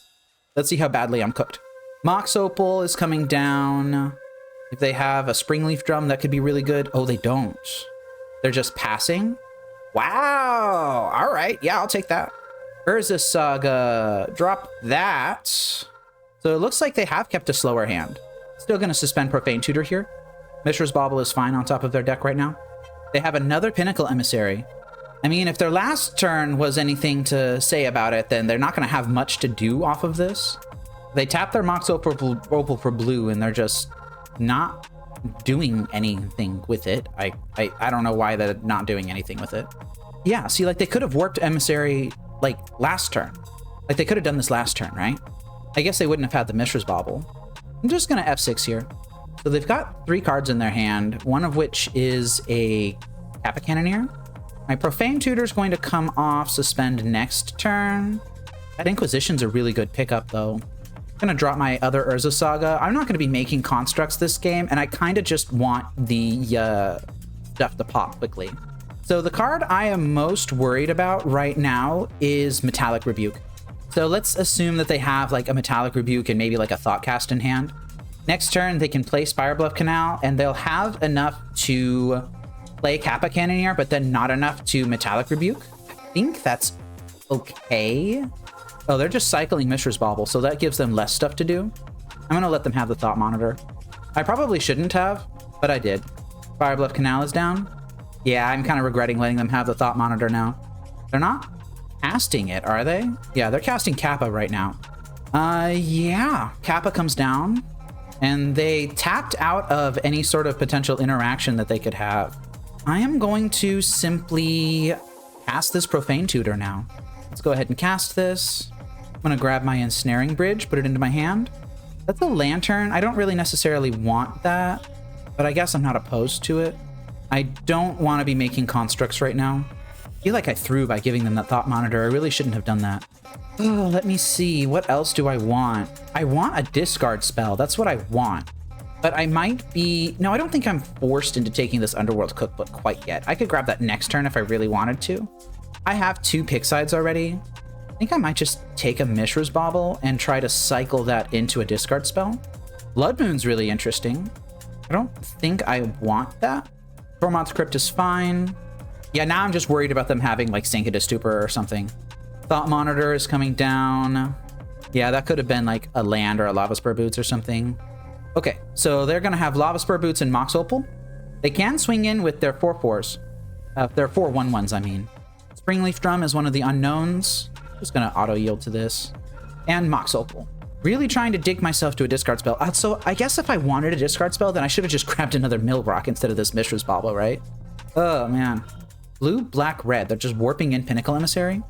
Okay, let's go ahead and exile now. Yeah, that Inquisition of Kozilek is exactly what I want. I think I'm just gonna tap for mana. I don't really need creatures right now. Okay, Codex Shredder is the play. Let's go ahead and Inquisition them. Ether Spellbomb, Lava Spur Boots, Tormont Crypt. Okay, this game's wrapped up. Affinity can't beat Ensnaring Bridge. Sorry, Affinity. I guess they could with this Claws of Gix. That means that they are playing the weapons manufacturing build. I literally just don't care, though. Metallic Rebuke on top of their deck. I don't care. I have everything I need to win. I think I will draw this Underworld Cookbook just to guarantee that I can, like, leave a Blood Moon or something on top of my deck and draw it and not be able to cast it, but still get it out of my hand. I don't know why my opponent is still playing this game. Didn't even mill anybody. Oh, you're going to rebuke the cookbook? That's cute. Just means I have to slightly manage my top decks now to make sure that I don't draw Blood Moon. All right, let's end the game. They've only got a handful of outs in their deck now. Just going to keep them off of them. Misty Rainforest is not an out. Take them off that Thoughtcast. Basic Island is fine. I'm going to put Billy Needle on Engineered Explosives here. They could have Metallic Rebuked that. They chose not to. Yeah, Tundra 63. I know what deck you're playing. I've played that deck before. Urza Saga is a big fat nope. All right. Not going to take the risk with this Lantern of Insight. I could spin that with Fomori Vault and try to hit a land, but if I don't have a land in the top like 9 or 10 cards of my deck, then I just die. And that would be pretty embarrassing. I can just play my cards and still win. They finally played their fetch land. They should have played that a lot earlier. Yep, there's the Engineer Explosives that I knew about. Goodbye. Just doesn't matter at this point. Just gonna keep milling their deck here, slowly but surely. Thundering Falls is fine, I think. And I'm just gonna take the Misty Rainforest here. I don't think it matters that much. Just gonna make the game go just a little bit faster, I think. That is another Sink into Stupor down. There's the Weapons Manufacturing. I'm just gonna leave that there. To spend that Profane Tutor. There's a decent chance that I just don't cast it. I'm just gonna leave it in exile, I think. It doesn't matter. Sink into Stupor number 3. Usually these lists play 4. I'm just gonna go ahead and play this land. It doesn't matter. I will exile that Urza Saga. They could be playing some nasty fun-ofs like a Pithing Needle in the main. I just don't want to worry about it. They're starting to cast their stuff now. And they conceded. Finally. Jeez. I should not be up on time versus them, but I am at 18 minutes 45, and they are at 14:47. So let's maybe take advantage of that if we can. I don't know if we can, though. Oh, wait. I don't know why I marked myself as losing that. I definitely won that. What do I want to do against this deck? Pyroclasm's pretty good. Pyroclasm is pretty good. Pyroclasm will clean up everything except Pinnacle Emissaries and Kappa Cannoneers. That might buy me some time, actually. Blood Moons are pretty bad. Grafdigger's Cage is pretty bad. They might be bringing in Emrys, but I'm going to be side grading that cage into a Pithing Needle, which can handle Emry anyway. Molten Collapse can hit their Pithing Needles. I think I like it for that alone. And I don't know if I want to be bringing in Duresses. They've only got a small number of outs that I need to be worried about. I think I'm just going to keep it like this. Pyroclasm to clean up those fast Pinnacle Emissary starts. What does this hand do? This hand cleans up specifically Pinnacle Emissary starts, and then it's got 2 redraws. You know, I don't think this is good enough. I think I need to fish for something better. This is... jeez. Oh, man. This is technically better. I really need a black source, though. I'm going to bottom the Profane Tutor. If I just rip, like, a Blazemire Verge off the top of the deck, I'm going to be so happy. Urza Saga on 1. Looks like this might be an Engineered Explosives. Okay, that's fine. I'm going to need to answer that at some point. Oh, well, they cast Engineered Explosives off of Urza Saga. And, this guy has Sunburst, which means it doesn't actually get the counters unless you spend colored mana to do it.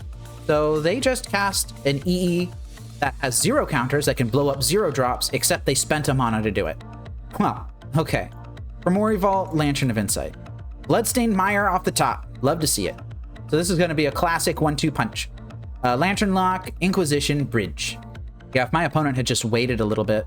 Oh, they had the Steam Vents in hand, too. Yeah, that was a huge punt. Mox Opal's coming down. Claws of Gix is coming down. So does this mean that they just have a really fast Kappa Cannoneer hand and they're just dumping? Why are they doing this? That stuff should be held in hand, right? All right, Bloodstained Mire. I have a Molten Collapse on top of my deck. I'm not keeping it there. I have the feeling that I'm not really going to be burned out quickly. I think I'm going to grab Blood Crypt, and I'm going to Inquisition them. This Ether Spellbomb probably shouldn't be in their deck, right? That's another Engineered Explosives. Yeah. I'll take that. And I'm going to play Codex Shredder here. Hopefully they use this Urza Saga to grab the haste equipment, and they just start beating face. And then I just shut that down real quick with this Ensnaring Bridge. And sure enough, they are activating Urza Saga, so that's why they did that. Just needed the artifacts to turn on Mox Opal, I suppose. And yeah, I let them have the Ether Spellbomb. It's an instant speed card draw effect. I don't know how much it's going to matter. They are creating the construct here. I could be taking 13 this turn, so I'd be falling to 4 if they go the aggressive route. I'm not convinced that it is actually correct to go the aggressive route, and I think they agreed. Okay, so they just grabbed a Mishra's Bauble, which is going to complicate this lock just a little more. I think that's fine. They are swinging for 6. I'm glad that they did their combat math and realized that I would be dead in the same amount of turns anyway. whether they grab the Lava Spur Boots or not. But they are kind of running out of things to do here, right? Like, I'm just going to play Urza Saga Ensnaring Bridge. And now I have a Pyxis on top of my deck. So I just need them to fade 1 draw here. I guess it's 2 draws because of the Mishra's Bauble. So I guess they get 3 looks. Oh, but I have a Millrock in play. They don't need a Springleaf Drum. Consign to Memory, I don't care about right now. Yeah, I don't care about that. You can have a Consign. Ensnaring Bridge is down. That's what I cared about. Consign to Memory. Consign to the Pit, huh? That's a card. That's a card. That's really a card. Look at that. Consigned to the Pit. We're not being consigned to the Pit today. We are being consigned to memory. Except we aren't, because they can't cast it right now. They could consign my Urza Saga Chapter 2 trigger. That would be really fun. Okay, well, they are just letting me do all of the things that I want to do. I think I can beat their draws. I think I'm going to take the Consign here, drop my Fomori Vault, play Pyxis, and now they've got an instant speed draw. They have a more or less sorcery speed draw, but they've only got 2 of those. And once I burn through that, then game's over. Kappa Cannoneer, that's fine. And they're just choosing to do nothing here. I'm going to exile the top of everyone's deck with Pyxis. They're really choosing to do nothing. I think they might just be trying to time me out or something. I don't know. It's not going to work. I'm at 16 minutes on my clock versus their 9. They're just kind of not doing anything. Oh, man. Something tells me that this is just a person who picked up Affinity, didn't really know how to play it, maybe? Just going to exile the top card of everyone's deck with Pyxis. They can't draw this card in response. And yeah, that Urza Saga can go too. Thought Monitor, I will eventually take. Are they going to cycle their Mishra's Bauble now? Nope, they're not doing it. They really should have, I think. Let's go ahead and take the top card of everyone's deck with Pyxis. Mox Opal for them. Blackcleave Cliffs for me. Yeah, I'll go ahead and create a construct, I guess. Oh, they just conceded. Well, can I still create the construct? No. Come on. I can tap lands. All right, whatever. I'm just playing around now. On to the final round. I'm on the play in round 5 versus Ingot Chewer. Is this hand good enough, though? This hand is a fairly quick bridge. It's got Pyxis Bauble to try and find, like, Lantern or something like that. It's tempting. It's really tempting because you've got the Mox Opal that makes you think that you're accelerating into, like, a turn 2 play or something. And you are, but I don't know. I'm going to keep this hand for science. There is a very good argument that a disciplined Magic player should mulligan this hand. It's got half of a lock, it's got bridge, it's got a situationally good card, it has a very weak consistency tool, and it only really has 2 lands. But it's really tempting for a new person to look at this hand and be like, oh yeah, well you can swamp into Mox Opal, into Mishra's Bauble, into Pyxis, and then you can cast Grafdigger's Cage, and then you have a turn 2 Ensnaring Bridge. Fantastic. Your hand does that. And what does it do after that? We're about to find out. I'm actually going to play Fomori Vault first, and I will lead on Pyxis, and then I will lead on Mishra's Bauble, and then Mox Opal, and then Grafdigger's Cage, just in case they have like an instant speed like Force of Vigor or something. I don't know. So yep, I just dump my hand on turn 1. My opponent F6 through the whole thing. They play a Shifting Woodland tapped. That's terrifying. Urza Saga, I'm going to keep that. And I don't even think I'm going to play Bridge this turn. I think I'm just going to Urza Saga, and I'm going to Inquisition them. There's a very good chance that they're on, like, Amulet Titan. And they are on Amulet Titan. They didn't lead on the Crumbling Vestige. Or the Urza Saga. That's really interesting. They have Escape Shift that I need to get out of their hand ASAP. That needs to go. Just going to take the Amulet of Vigor. And I will not cast Ensnaring Bridge. And now I'm just like desperately digging for like additional discard spells, right? I need a Lantern. I need a Thoughtseize. Oh, they ripped Malevolent Rumble, huh? And they found Spelunking off of it. That's not good. And they did choose Spelunking. So now you take a look 2 turns later. The Ensnaring Bridge play was irrelevant. The Grafdigger's Cage is irrelevant. Now I've got all this mana and I have nothing to do with it. Like, I could spin for Mori Vault here, but I think it's just more correct just to take a more aggressive line and try to kill them before they get online. Oh, the Urza Saga #1 is down. That's what's missing. Yeah, like, I could have played a 1-drop here. I'm not going to play Ensnaring Bridge. I could actually, for Mori Vault, spin away this Prismatic Vista and try to find a discard spell. That might be something that I try to do here. I just feel like if I go aggressive with these Urza Saga construct tokens, then I'm just not going to be able to do anything relevant in time. Like, I really need a discard spell for this Scape Shift, right? And I don't have any way to find that. And that is Spelunking. Spelunking is just down. Crumbling Vestige is coming down. That enters untapped. And they still have a land drop, actually. Oh, see, they just have Scape Shift now. Yeah, they have Scape Shift now. And that was turn 3, with me discarding their Amulet of Vigor. So that means that they have a Simic Growth Chamber in hand. And I think this is lethal, because they can find, like, Lotus Field and a bunch of other stuff. Although they've only got 3 lands, so maybe it's not lethal. I don't know, I'm not the Amulet Titan expert here. I'm going to have to see what they have. Lotus Field, Echoing Deeps, Crumbling Vestige. Yeah, this is all entering untapped. I think they might be trying to take a Tularia West line here. They can 3, 6, 7, 8. That is not enough for Tularia West into... Oh, but they have Arboreal Grazer into Simic Growth Chamber, so they have it here. So what I think they're going to do is I think they're going to... Yeah, they made the green. They're going to tap one of these for green and one of them for blue. And then they are going to play Arboreal Grazer. They're going to put the Simic Growth Chamber into play. And then they're going to use that to drop Simic Growth Chamber. They're going to bounce it.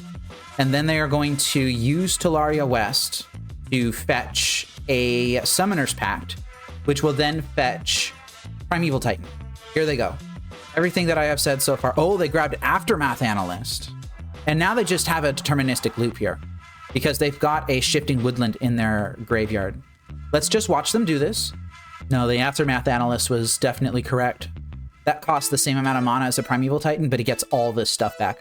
And now Urza's Cave can go grab what? I'm not sure. But with the Shifting Woodland here, they just have an infinite loop. Urza's Cave can go find basically anything that they want. Oh, they can grab a bounce land and then put Tularia West back into hand. Here we go. That's what they're doing. Yep. There we go. Tularia West is coming back into hand. You know, while we're watching this Amulet Titan player combo off without being able to actually tell what they're doing, because, well, not what they're doing, without being able to tell, like, what's in their hand or whatever, how would y'all feel about me playing Amulet Titan on the channel? Feel free to let me know in chat or in comments if you're watching this as the video. I am really intrigued by this deck. It seems like it has a lot of interesting lines. I have known about this deck for, geez, a really, really, really, really long time, of course. I've been playing Modern for, like, what, 12 years now? So yeah, I'm pretty familiar with Amulet Titan, but I've just never picked it up. But it seems like Amulet Titan would be right in my wheelhouse. Seems like I'd have a lot of fun playing it. Seems like it has a lot of interesting, intricate lines. Like, our opponent is just doing a turn 3 right now, off of Escape Shift and a Spelunking. That's just really nice, right? And that must have been like a really cool thing to go through in their head, where they were thinking about, okay, well, maybe I drop Spelunking next turn and I Escape Shift and I can find a bunch of stuff, and maybe I can... Oh, they're gonna besage you my Grafdigger's Cage? Yeah, that's fine. I will use the ability. I will find basic Swamp here, actually. But where the opponent is just thinking about all of these lines and they're realizing, oh, wait, no, I can Escape Shift and I can win right now. Like, I saw them go through that thought process where they were thinking about, like, okay, well, I have an Arboreal Grazer and I can use that to put the Simic Growth Chamber into play. It just seems like it's really cool to watch this deck just do its thing. All right, so now they have tutored up Hanweir Battlements and Mirror Pool. Where are they going to get the red? Just make Shifting Woodland a copy of the Aftermath Analyst and then bring back a bunch of Lotus Fields. It's probably where they're going to get the red, right? Use Mirror Pool to make a copy of Primeval Titan. And I think this is infinite hasty Primeval Titans, right? I'm just gonna F6 here. I'm gonna let them do their thing. Also, this deck has a lot of clicking in it. And if y'all know anything about me playing Magic Online, it's that I'm really good at decks that have a lot of clicking in them. Yep, here we go. They've given 1 Primeval Titan haste. And now they get to loop Onweir Battlements and Lotus Field for red by sacrificing Onweir Battlements to the Lotus Field trigger and then bringing it back untapped. They also get to make infinite Primeval Titans because they can use Mirror Pool to copy Primeval Titan. So this is indeed infinite hasty Primeval Titans. I think they're only going to make like 5 or 6 of these. It's just so cool watching this thing go off. And here we go. They only made 4 Titans. So they are not playing around spot removal here. I could have played Ensnaring Bridge, but they had Boseiju, and they could have grabbed Boseiju at any point in this loop. See, like, there's a Boseiju just sitting right here. So, like, playing Bridge, it just wouldn't have mattered. They blew up my Grafdigger's Cage, if y'all remember. Okay, well, that was fun to watch. Now we side into Blood Moon Shenanigans, which we already had Blood Moon Shenanigans, but now we get even more Blood Moon Shenanigans. Bring the Soulless Jailers into the deck. Pithing Needle comes in. Molten Collapse, I kinda like these for Amulet of Vigors. I'm not convinced that I want them. I'm gonna put them here, just in case. Grafdigger's Cage. Creature cards in graveyards and libraries can't enter the battlefield, and players can't cast spells from graveyards or libraries. That's completely irrelevant here, right? And the Underworld Cookbook is completely irrelevant. Inquisitions can slow them down. I think what I really want to do is mulligan to Blood Moon. I think that this is what this game is going to be about. I would like to be on the play. This is a turn 4 Blood Moon backed by double Thoughtseize. I think that might be good enough. I'm going to try it. Opponent has mulled to 6. Let's see what they kept. Boseiju, Saga, Analyst, Titan, Scapeshift. Well, I think out of this hand, I'm just going to take Analyst. I'm going to drop my Mishra's Bauble while I still can. They will get 2 turns here to draw cards and develop, because this next turn I have to suspend Profane Tutor. That's an Ensnaring Bridge. I didn't necessarily want that. All right, Profane Tutor has come down. It's suspended at least. And here it's entirely possible that they might just be able to win. So I'm going to have to do something about this. Urza Saga is going to pop next turn. That's Inquisition of Kozilek. I think I have to Thoughtseize them. They have a Simic Growth Chamber. So that means they can do what? They can float mana off of Simic Growth Chamber. They would have access to green, blue, colorless. I think I still take the Scapeshift. And I think I actually will drop Lantern, just because I pretty badly need a land here. Oh, that's Basic Forest? Ew, disgusting. I don't want them having Basic Forest. All right, so Codex Shredder is going to draw me this. This is going to draw me that Codex Shredder. And I reveal Blood Moon off the top of my deck. That's not great. I have to make them shuffle. I don't want them drawing that Basic Forest. That's just really bad for me, right? And unfortunately, I had to reveal that Blood Moon. They got the Amulet of Vigor. Let's see what they do here. 3rd Urza Saga. Looks like that's what they're doing.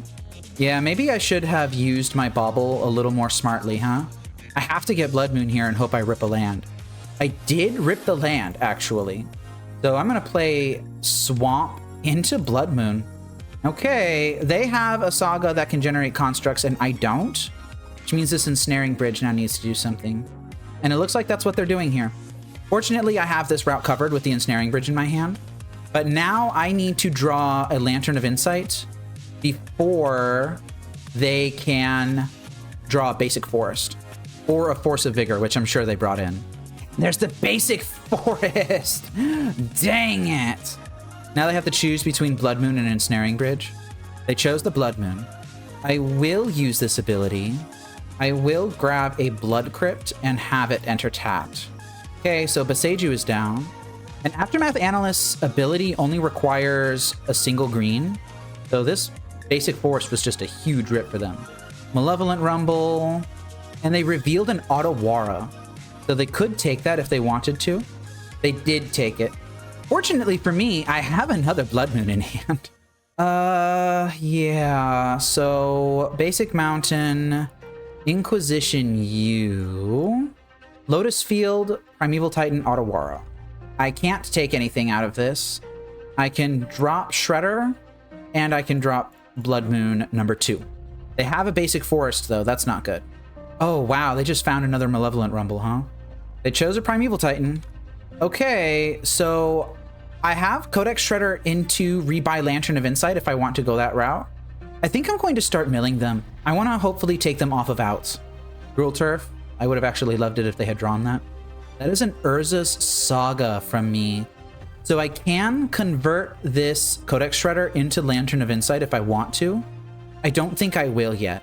I want to see what else I draw. They're choosing not to create the construct. Oh, they found Spelunking here.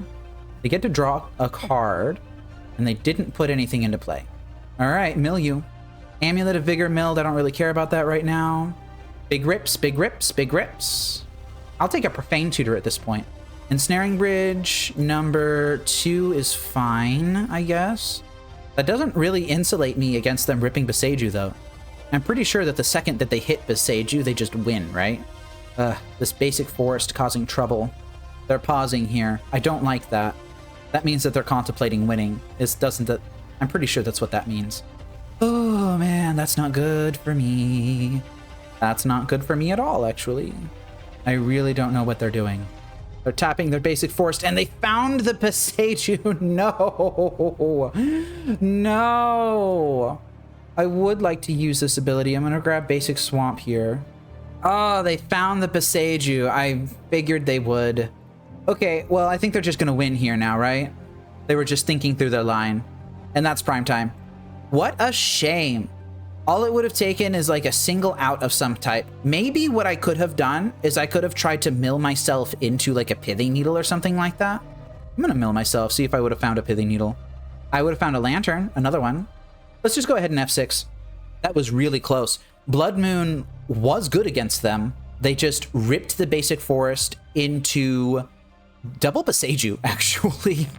And I was able to beat the basic forest. I was able to beat the burst Boseiju, but not the second Boseiju. That really screwed me over. 1, 2, 3, 4, 5, 1, 2. If I actually rip a land here, then I can sacrifice Shredder and return Blood Moon. Yeah, where's that Boseiju at? Looks like it's in their graveyard. Yeah. So Primeval Titan's out. Lotus Field's out. They're holding open Otawara right now. That's terrifying.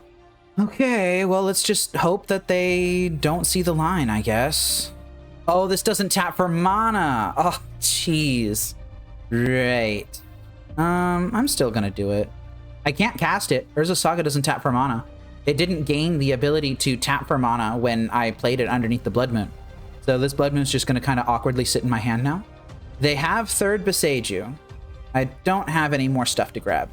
And now they can just Otawara my Ensnaring Bridge and win. I'm gonna let them do it. There they go. And I'm just dead. I was this close. This close. All it would have taken was like a Pithing Needle or, I don't know, something. Maybe them not ripping the basic forest. That really helped. I don't know. I don't feel too bad about that. I feel like if I had played just a little bit better, maybe, then I would have been okay. I think I want some more practice with this, honestly. Like, I said that about some of the previous versions of Lantern, but you know what? I'll tell you about it in a little bit. Let's just go right to the wrap up. So I got a 2-3 record today, which is not all that much better than the 1-4 that I got last time. That being said, Blood Moon performed really dang well. I really enjoyed casting Blood Moon, and I feel like if I had been able to protect Blood Moon a little bit better, then wow, I don't know. I feel like I would have been able to win more games than I did. It's not great in some matchups, like Affinity, for example. It's not particularly good there, but Affinity is already a pretty good matchup for us, I think. So what I do think it does is I think that it helps out with the matchups that we're not good against. Things like Amulet Titan, things like Control, like Esper Blink, Esper Reanimator, stuff like that. I want to keep playing with Blood Moon. I think next week, when I come back and release another video, I'm going to be running back Blood Moon. The sideboard I might be changing. I think Vexing Bauble was decent. I think, I don't know, Pyroclasm, I guess, was decent. The rest is kind of just signature. It's just a good card. What I kind of want is more Blood Moons. Maybe I'm going to run Magus of the Moon in my sideboard. and use that to replace, so I don't know, something like Soulless Jailer, something like Cursed Totem. I want to try this again. I had a lot of fun. I want to see if I can make Lantern any better because of choosing to use a different hate piece instead of just hoping that Ensnaring Bridge works. This program is made possible by your view, like, and comment, the support of my wife and son, and by contributions to the Fate Seal MTG Patreon from viewers like you. Thank you.